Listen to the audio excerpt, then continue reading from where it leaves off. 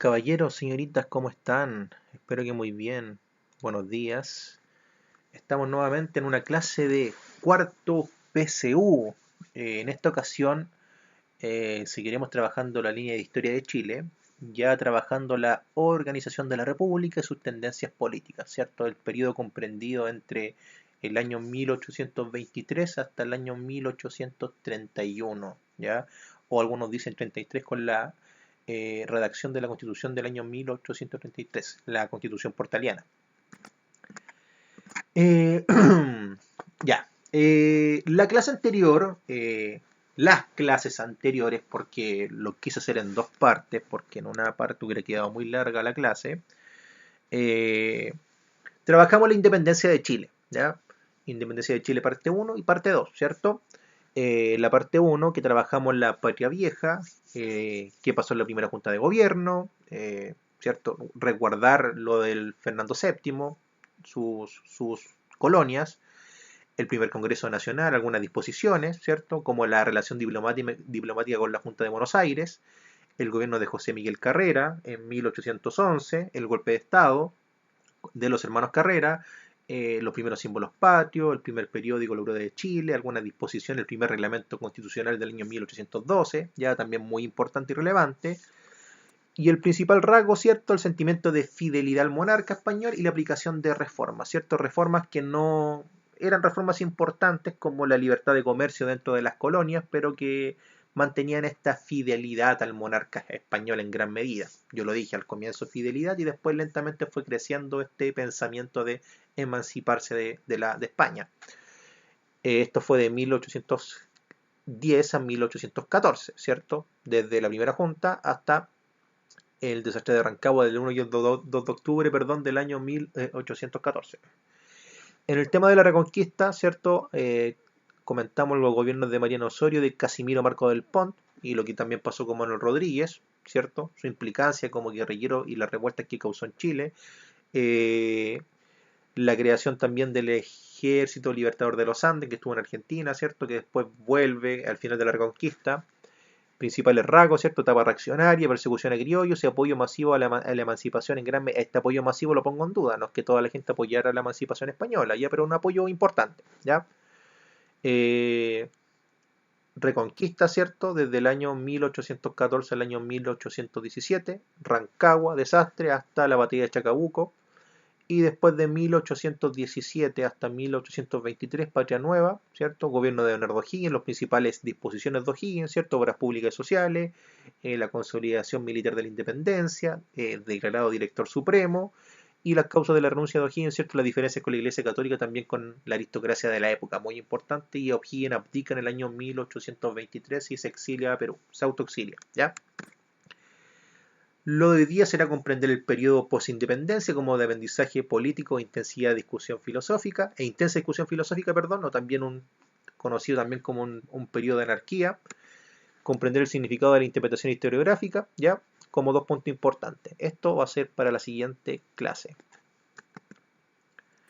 En el periodo que transcurre entre la declaración de la independencia de Chile y 1833 se dictaron una serie de constituciones y leyes que buscaban organizar políticamente el país. De los siguientes modelos políticos, aquel que se excluye de dicho periodo es federal, liberal, conservador, monárquico, republicano. ¿Ya? Esto es un regalo. Ustedes saben que hubieron constituciones y leyes federales, liberales, conservadoras y republicanas. El monárquico no, desaparece después de la emancipación. ¿Ya?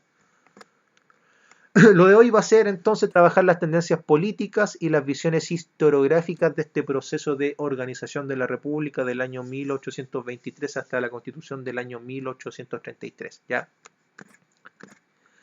Organización de la República. ¿Ya? Es el nombre que recibe el periodo político entre 1823 y 1831. Algunos dicen que hasta 1833, ya porque en el 30-31 estuvo la batalla de Yungay, ¿cierto? La batalla entre pipiolos y conservadores, liberales y conservadores, ¿cierto? Corresponde a las diferencias políticas que se desarrollan en la aristocracia o clase dirigente. Aquí empiezan a surgir las corrientes de pensamiento y las primeras corrientes políticas. Aquí no habían partidos políticos, muy importante. Un segundo.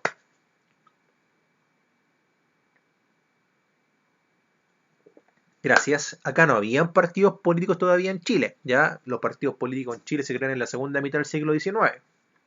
Acá habían corrientes ideológicas políticas, ¿cierto? Estaban los o'higginistas, los estanqueros, los pipiolos, los conservadores, los pelucones también que eran llamados, ¿ya? Entonces lentamente esta aristocracia después de la renuncia de O'Higgins se empieza a fragmentar, se empieza a dividir como en la actualidad, ¿cierto? Tenemos diferentes como partidos políticos, ideas políticas, ¿cierto? Que pensamos diferentes cómo se debería organizar el Estado, cómo debería ser nuestro país. Y esto pasó, hay que pensar que era Chile país independiente, llevaba 5 años después de la independencia firmada, había que buscar la forma de poder organizarlo y por ende surgen diferentes corrientes que proponían cambiar el ideal de nuestro país.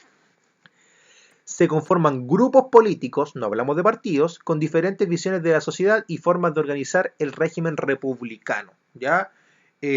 Por eso es que este periodo tiene tantas constituciones, pues, tantos cambios de presidente, de directores supremos, porque era relevante poder encontrar la forma necesaria y importante y también la forma adecuada para poder gobernar el país después de un proceso de independencia. Hay que tener en consideración que un proceso de independencia fue bastante largo, económicamente caro, socialmente perjudicial.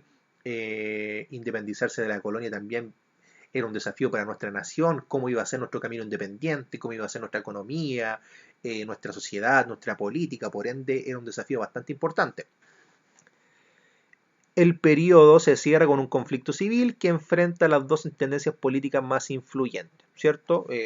Este periodo se caracteriza por el término en el año 1831 con el triunfo de los conservadores en la batalla de Yungay y con la instalación después de la primera constitución conservadora del año 1833 con el nombramiento de José Joaquín Prieto como presidente de la República. Comienzan los decenios conservadores, ¿cierto? Del 31 al 41 Prieto, del 41 al 51 Bulnes, del 51 al 61 Montt, ¿ya? Y con las ideas de Portales como ideas macros de gobernar la sociedad, ¿cierto? Yo les doy un ejemplo también para que ustedes puedan leer, si es que quieren. Hay un libro que se llama El peso de la noche, ¿ya? Hay 2 volúmenes del peso de la noche y el peso de la noche da a conocer el ideal de Portales de cómo debía ser la sociedad chilena del año 1830, cómo debía organizarse Chile, ¿ya? Y él lo dice, estricto, moralmente, éticamente, reprimidos, trabajadores, y también habla un poco del ideal de Portales, y eso es para analizarlo ya en un futuro también, pero lo doy como un dato complementario, ¿ya? En relación a la etapa colonial, este periodo republicano presenta elementos de continuidad y cambio, obvio. Entonces, esto es como una forma incipiente de comenzar la clase, y acá nos vamos a elementos de continuidad y cambio que vivió Chile en el que dejó del periodo colonial. Y les hago la pregunta a ustedes ahora, en la actualidad, Chile año 2020, ¿tenemos rasgos coloniales o no? ¿Tenemos algún legado colonial? Yo diría que muchos, ¿ya? Me lo podrían decir. Ya, y acá nos vamos a esto. Ya. Elementos de continuidad en relación a la colonia. Obvio, no íbamos a cambiar de un momento para otro. Por ejemplo, no íbamos a decir 1818 se acaba el sistema político social y empezamos uno nuevo. No, había que hacer un proceso también de transición. Entonces, mantenimiento del inquilinaje como sistema de trabajo campesino, ¿cierto? Inquilino peón.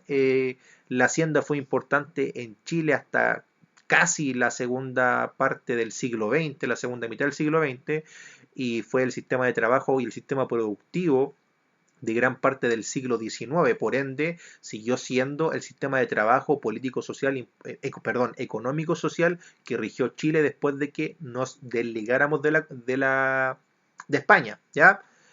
Mantenimiento del rol social y económico de la hacienda como un eje fundamental, los terratenientes, los latifundistas, la separación de clases, seguíamos siendo así, una sociedad bastante estratificada, con poco movimiento social, bueno, había más movimiento social que en la colonia, pero había igual poco, clasismo, racismo,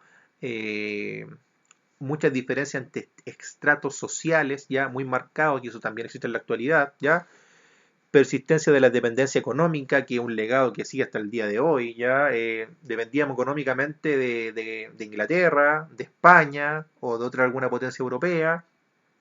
era como los indicios de esta economía interconectada, pero de una forma bastante incipiente. No vamos a pensar en un proceso de globalización en las primeras décadas del siglo XIX, imposible. Pero dependíamos económicamente de otros países, ¿cierto? Para poder subsistir, porque ningún país es autárquico, ¿cierto? Ustedes saben que autárquico es que puede sustentarse con todos sus productos. Siempre dependemos de otro para algo, ¿ya? Y persistencia del legado cultural en gran medida, legado cultural, religión, lengua, costumbres, tradiciones, bailes, etcétera, ¿ya? Inquilino del siglo XIX. Elementos de cambio en relación cuando ya nos independizamos y empezamos este proceso de organización de la República, el fin de las instituciones coloniales y del gobierno colonial y el surgimiento de nuevos organismos administrativos, ¿ya? Eh, los cabildos se modifican, las audiencias se modifican, las intendencias se modifican, chao los virreinatos, hasta la vista desaparecieron, fuera el Consejo de Indias en España, la Casa de Contratación, ya, y empiezan lentamente a surgir instituciones chilenas, como las primeras municipalidades, se podrían decir, o los gobiernos ya republicanos propiamente tal, ya. El término del monopolio comercial y el inicio del libre comercio, obvio, ya no dependíamos de España, ahora podíamos comercializar con quien quisiéramos porque éramos una nación independiente pero endeudada, ¿ya? Un segundo.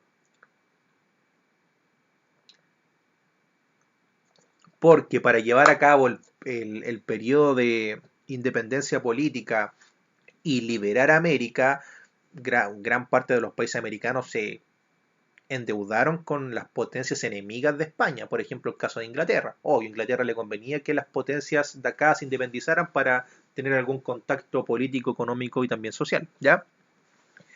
Y el surgimiento de tendencias políticas entre los criollos, ¿ya? Que ya lo comentamos y que también lo vamos a volver a retomar, ¿ya? Surgen las primeras tendencias políticas, que después son principios fundamentales para llevar a la práctica los primeros partidos políticos de Chile, ¿ya? Como el Partido Liberal y el Partido Conservador, o también después, años después, el Partido Nacional.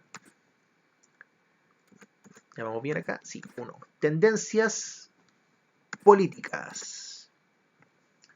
Ya. Principales grupos políticos entre el año 1823 y 1831, ¿ya? En esta etapa encontramos tendencias de grupos políticos al interior de la aristocracia, ya lo comenté. Cada grupo buscaba imponer su particular forma de administrar la naciente república a través de una constitución o conjunto de leyes, ¿ya? Obvio, ¿ya? País independiente, teníamos las ideas de la ilustración, teníamos esta idea de separación de los poderes del Estado, de la Carta Magna, de la Carta Fundamental, y necesitábamos una constitución para regir el país, y cada grupo político, cada tendencia política quiso pragmar su idea de cómo regir Chile, ¿ya?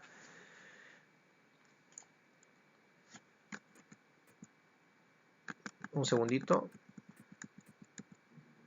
Ya. Primero los conservadores, ¿ya?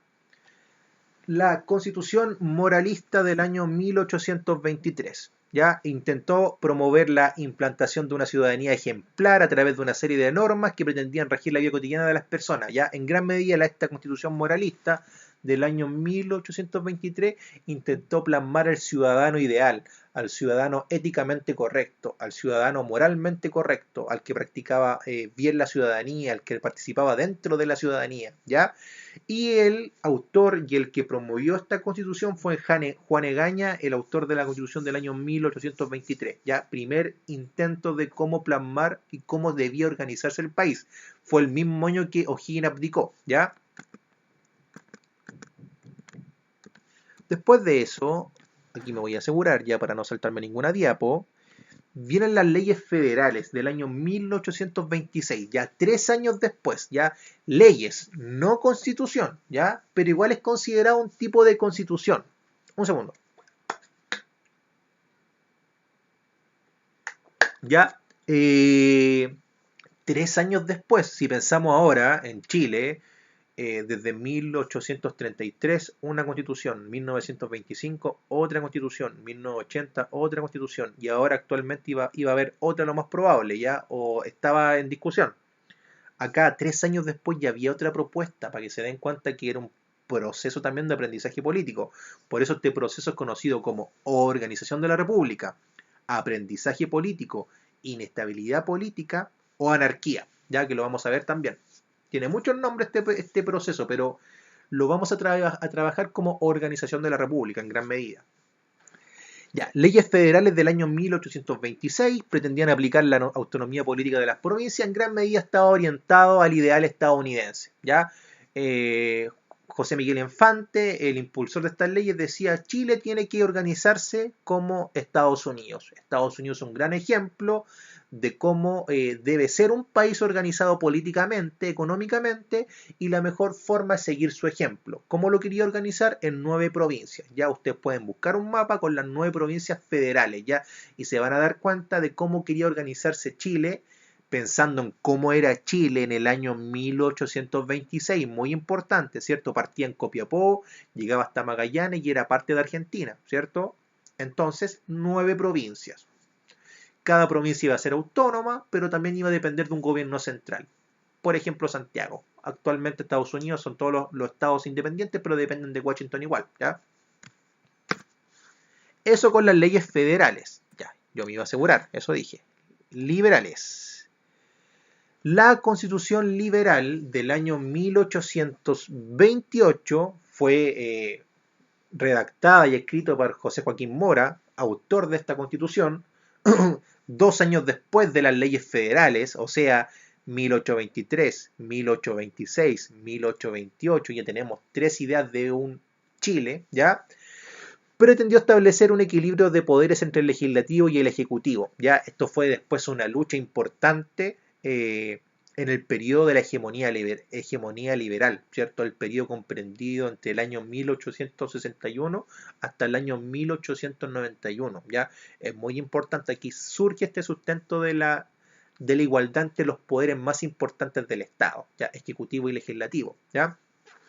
Fortaleció las libertades públicas y los derechos políticos de los miembros de la aristocracia. En gran medida, esta constitución liberal venía con todas las ideas del liberalismo político, social y económico del siglo XIX. Soberanía popular, constitución, derechos ciudadanos, separación de los poderes del Estado, libertad de expresión, libertad de prensa, liberalismo económico, las ideas de Adam Smith también en el ámbito del liberalismo económico, con todas esas ideas principalmente, ¿ya? O sea, 23, 26, 28, 3 ideas de un Chile. Esto en el punto 1 nos vamos a confirmar para no pasarnos ninguna diapo, ¿ya? Que a veces me pasa con estos PPTs. Y acá estamos, aquí, vamos, por acá, vamos bien. Sí, y después de eso nos saltamos a las visiones. Ya, bien.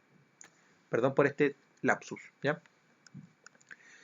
Visiones historiográficas, ¿ya? Entonces, lo primero que trabajamos fue esta organización de la República, el ideal de esta organización de la República, qué pasó en ese transcurso del año 1823 hasta el 31, en las diferentes disposiciones, las leyes federales, liberales, conservadoras, la moralista, ¿ya? Y ahora, en gran medida, es trabajar en las visiones historiográficas de este proceso histórico. Ya muchos autores que han escrito, tanto del siglo XIX como Sergio Villalobos, en Chile, como en el siglo XX, han llegado a diferentes consensos o también diferentes opiniones en relación a cómo se puede graficar este proceso. Yo ya comenté los diferentes conceptos que se le dan a este proceso histórico, ¿ya? Pero igual los voy a volver a retomar, ¿ya? Para estudiar el periodo político, ¿ya? Hay 2 visiones muy claras. Primero, es una visión que dice que pone énfasis que este periodo fue de anarquía o inestabilidad política, económica, social, cultural, religiosa. Y el segundo es aquella que pone énfasis en los ensayos y en el aprendizaje político. ¿Ya? 2 visiones. Yo dije, organización, inestabilidad, anarquía, aprendizaje. ¿Ya? Pero son las 2 visiones claras para poder estudiar esta época. ¿Ya? Primero, ¿qué elementos explican esta visión historiográfica de la anarquía? ¿Ya? Primero, el caudillismo militar. ¿Ya?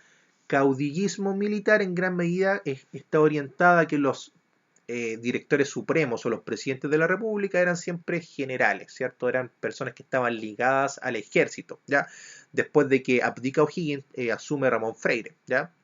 Y abdica O'Higgins, perdón, por las diferencias con la Iglesia Católica, por las diferencias por la aristocracia y también por no llevar al país a una guerra civil que después pasa 10 años después, ¿ya? El caudillismo militar es el primer punto porque era un país inestable, había bastante anarquía, había desorden social, había bandidaje, robo, había muchos vicios dentro de la sociedad, alcoholismo, prostitución, ¿ya? Y eso había que erradicarlo dentro de la sociedad chilena, ¿ya? Había una crisis económica post-independencia, Chile estaba endeudado, muy endeudado, había pedido préstamos al Reino Unido, como ya lo mencioné, habían problemas económicos en nuestro país, habían problemas de alimento, de sustento, pensemos en el Chile de 1823-24, bastante precario, rural, eh, algunas ciudades parceladas eran como relativamente urbanas, Santiago, Valparaíso y paremos de contar, ¿ya? Y había una crisis económica importante, obvio, la independencia fue cara y por ende íbamos a quedar endeudados y en crisis. Había el bandidaje rural que provocaba inseguridad en los campos y haciendas. Los que hacían este bandidaje rural, estas personas que se dedicaban a esto, eran principalmente campesinos, algunos obreros, pero principalmente campesinos, que atacaban las haciendas para robar. Obvio que lo iban a hacer porque las haciendas eran el principal factor productivo del siglo XIX y ahí se encontraba dinero, alimento, por ende fue un punto muy importante que se atacó durante estos periodos del caudillismo militar, ¿ya? Intentar evitar este bandidaje y estos robos a las haciendas. Una serie de gobiernos de corta duración con pensamientos políticos disímiles, ¿ya? Eran eran militares, pero algunos tenían diferentes ideas políticas. Ya, por ejemplo, Freire podría haber sido un poquito más conservador, después viene algún un Pipiolo más liberal, ya. Y también los invito a buscar el listado del siglo XIX de presidentes de Chile, pero principalmente desde la abdicación de O'Higgins hasta 1833 y se van a asombrar un poquito, ¿ya? De los nombres también, que ustedes los deben conocer. Ah, perdón, caudillo militar liberal, yo lo confundí con conservador, perdón. Ya, ¿qué elementos explican esta visión historiográfica de los ensayos, cierto? Ensayos o aprendizaje político. Ya trabajamos la de la anarquía o inestabilidad y esta de ensayos o aprendizaje político. Primero, la confianza en el poder de la ley para modelar conductas en la sociedad. Si existe una ley clara, si hay una constitución clara que regule las acciones dentro de un país, el país va a tomar un rumbo encaminado de forma correcta y esto va a ayudar al desarrollo de la sociedad, pero para tener ese rumbo, primero tenemos que estar ordenados como sociedad, tener una buena política y obvio tener también un buen plan económico importante, ¿ya? Plan económico importante que también promueve Portales con su ministro de Hacienda Manuel Rengifo en 1833, ¿ya? La confianza en las virtudes de las ideas ilustradas. En gran medida, esto fue un punto en concordancia, no completamente, pero un punto muy importante, que las ideas de la ilustración iban a ser fundamentales para ayudar a ordenar a nuestro país, a conformarlo políticamente, ¿cierto? Porque la ilustración había calado hondo dentro de las sociedades americanas y dentro de las sociedades europeas, por ende, las ideas ilustradas iban a ser parte también de esta organización de la República Chilena, ¿ya? Había también un debate político entre las tendencias políticas y entre los ensayos que promovían los diferentes políticos, se podrían decir, de la época, y también se destaca este aprendizaje político a través de los ensayos constitucionales que ya abordamos, ¿cierto? 3 ensayos en 5 años, 6 máximo. ¿Qué elementos explican esta visión historiográfica de los ensayos? Seguimos con lo mismo. Se dicta el fin de la esclavitud en el país durante el gobierno de Ramón Freire y se busca consolidar la soberanía nacional y se expulsan las últimas tropas españolas refugiadas en Chiloé, ¿ya? Esto es lo último, ¿ya? La esclavitud fue un punto importante que se intentó eliminar dentro de la sociedad colonial, el abolicionismo, que también es un tema importante del ideal liberal, ¿ya? Obvio que después de la independencia se iba a buscar intentar la soberanía popular del todo el territorio nacional, ¿ya? Y por último se expulsan las últimas tropas dentro de que estaban en Chiloé, las tropas realistas, ¿ya? Y yo creo que lo dije mal la vez pasada, pero Chiloé se liberó en estos años, ¿ya? Creo que había dicho 60 en la última clase y eso fue un error mío. Pido disculpas por eso, me confundí de año. ¿Eh? Los años no son tan importantes, algunos años en historia son muy importantes, ¿cierto? Como aprenderse cuándo fue la Primera o la Segunda Guerra Mundial, el comienzo de la Guerra Fría, el término, pero lo más importante también de historia es poder ir relacionando procesos históricos, ¿ya? Cuando relacionamos procesos históricos, por ejemplo, la Primera con la Segunda Guerra Mundial, la hegemonía liberal con la hegemonía conservadora, patria vieja con patria nueva, podemos ir relacionando y conectando puntos y vamos a entender mucho más la historia si es que no aprendemos años de memoria, ¿ya?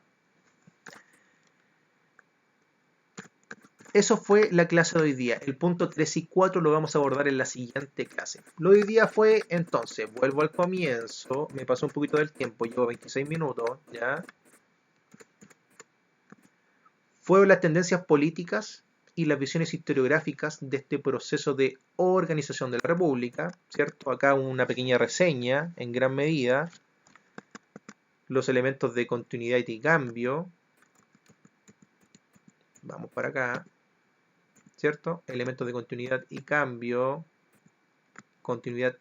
cambio después del proceso colonial, los grupos políticos, moralistas, ya pues, mi computador se está pegando un poquito, perdón chiquillos, ya, federales y liberal, que ya lo abordamos, no lo voy a volver a repetir, es como para ir comentando las visiones historiográficas, ¿cierto? Si les sale una pregunta en la prueba, ustedes se van a acordar automáticamente que es organización de la República, anarquía, inestabilidad, aprendizaje político, consejos constitucionales, ¿cierto? Van a tener eso en la mente, ¿ya? Pero en gran medida el consenso es el proceso de organización de la República de Chile, ¿ya? Anarquía, inestabilidad, ensayo y aprendizaje político, ¿cierto? El caudillismo, el debate político, los ensayos y el final con el término de la esclavitud, el abolicionismo y la soberanía en gran parte del territorio chileno, ¿ya? Eso fue la clase de hoy día, caballeros, señoritas. En la siguiente clase trabajaremos el punto 3, que sería la República Autoritaria y la Constitución del año 1833 y la hegemonía conservadora, ¿ya? Eso. Que estén muy bien, caballeros, señoritas. Cualquier duda o consulta me lo escriben. Saludos para ustedes y para sus familias y nos vemos en la siguiente clase. Adiós.